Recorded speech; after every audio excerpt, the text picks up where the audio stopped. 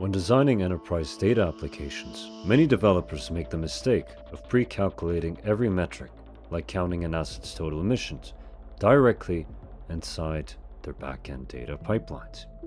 But this creates expensive processing loops.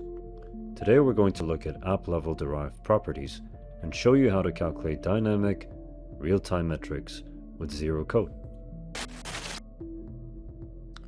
So we're inside our workshop application, and on our sort tab we have our master operative profile, and we want to display a dynamic real-time count of every mission log associated with this or other operatives.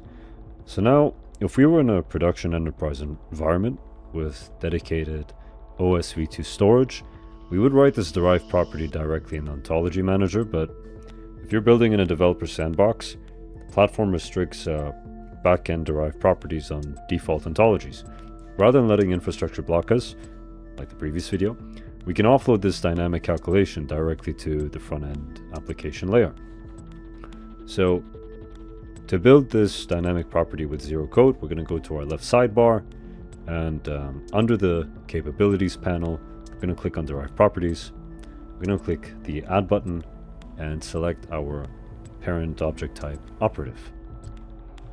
So this opens the Visual Derived Properties editor, and we're going to name this property Active Mission Count. For our derived type, we keep linked property aggregation selected. This allows us to calculate dynamic metrics across our linked relationships, and under the link dropdown, we're going to select our mission logs atomic.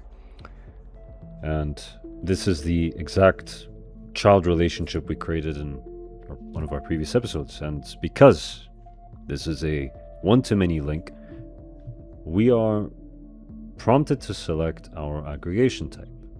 So we're going to keep it as count. This creates a dynamic real-time database query where every time this dashboard loads, the app layer will dynamically count how many log entries exist for this specific operative or operatives, keeping our backend tables light and lock free. So we're going to click save, and up here you see the list. So now that our new derived property is registered, we can save and publish to deploy this update live.